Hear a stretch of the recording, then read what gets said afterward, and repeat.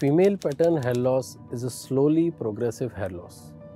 Females में ये किसी भी एज में हो सकता है, धीरे धीरे होता है यूजुअली। जो फर्स्ट साइन दिखता है हमें फीमेल पैटर्न हेयर लॉस में वो है widening of the parting area. जो मांग निकालने वाला एरिया होता है वो थोड़ा सा वाइड होने लग जाता है, वहाँ से बाल स्कैंटी होने लग जाते हैं, स्कैल्प विजिबल होने लग जाता है, बट हेयरलाइन इंटैक्ट होती है। जबकि मेल्स में जो हेयर लॉस होता है, हेयरलाइन पीछे जाने लग जाती है, टेम्पल्स लॉस्ट हो जाते हैं, साइड्स बिल्कुल खाली हो जाती है। फीमेल्स में ऐसा नहीं होता है, हेयरलाइन इंटैक्ट होती है, सिर्फ widening of parting area along with decrement in the thickness of ponytail.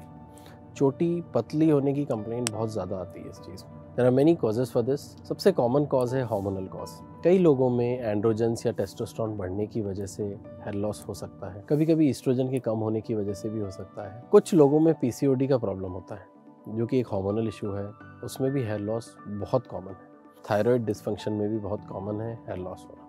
Vitamin deficiencies बहुत मेजर रोल प्ले करती हैं, जैसे कि vitamin D3, vitamin B12। Iron deficiency, iron profile deranged है, तब भी हेयर लॉस या हेयर फॉल या डिफ्यूज हेयर लॉस हो सकता है, जो कि फीमेल में काफ़ी कॉमन। स्ट्रेस में काफ़ी कॉमनली देखा गया है कि हेयर लॉस फीमेल्स में प्रिवेलेंट होता है। कोई भी स्ट्रेस डिसऑर्डर हो या कोई डिजीज़ हो या कई बार एंग्जाइटी डिसऑर्डर्स में भी हेयर लॉस बहुत कम है।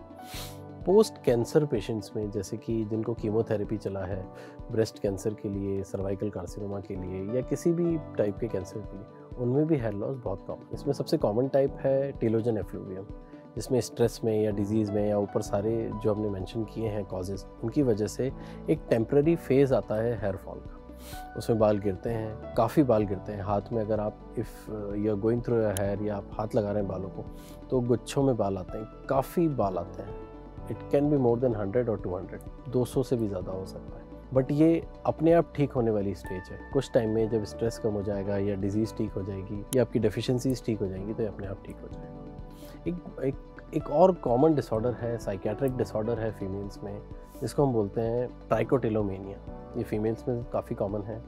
इसमें कंपल्सिव प्लकिंग ऑफ हेयर होता है। लोग अपनी खुद के बाल थोड़ा थोड़ा करके निकाल रहे होते हैं, उसकी वजह से भी फीमेल पैटर्न हेयर लॉस काफ़ी देखा गया। एलोपेशिया एरियाटा, ये भी काफ़ी कॉमन डिसऑर्डर है फीमेल्स में हेयर लॉस के लिए।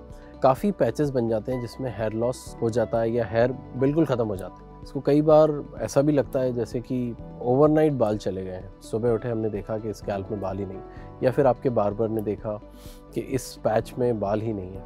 इसमें आपकी बॉडी आपके हेयर सेल्स को रिकग्नाइज नहीं करती है और वो शेड ऑफ हो जाता है। ये भी काफ़ी हद तक ट्रीटेबल है, ठीक हो जाता है। ये कई बार डर्मेटोलॉजिस्ट की कंसल्टेशन लेनी पड़ती है या कुछ ट्रीटमेंट भी लेने पड़ते हैं। कभी कभी ये खुद ही ठीक हो जाता है। ऐसी कोई भी कंडीशन होती है तो आपको अपने डर्मेटोलॉजिस्ट से मिलना है, उनसे अपना हेयर एग्जामिनेशन करवाना है। उनको रिक्वायरमेंट लगेगा तो आपके ब्लड टेस्ट करवाएंगे। उन ब्लड टेस्ट से पता चलेगा अगर कोई डेफिशिएंसी है तो, और उसको ट्रीट किया जाए। इसके बहुत सारे ट्रीटमेंट्स हैं। सबसे पहले जो हम स्टार्ट करते हैं टॉपिकल ट्रीटमेंट से स्टार्ट करते हैं। 2% मिनॉक्सिडिल से सबसे पहले स्टार्ट किया जाता है, जो कि एक ब्लड वेसल डायलेटर होता है, जो ब्लड का फ्लो बढ़ाता है स्कैल्प में, जिसकी वजह से बालों की ग्रोथ, बालों की डेंसिटी, ओवरऑल थिकनेस बढ़ती है।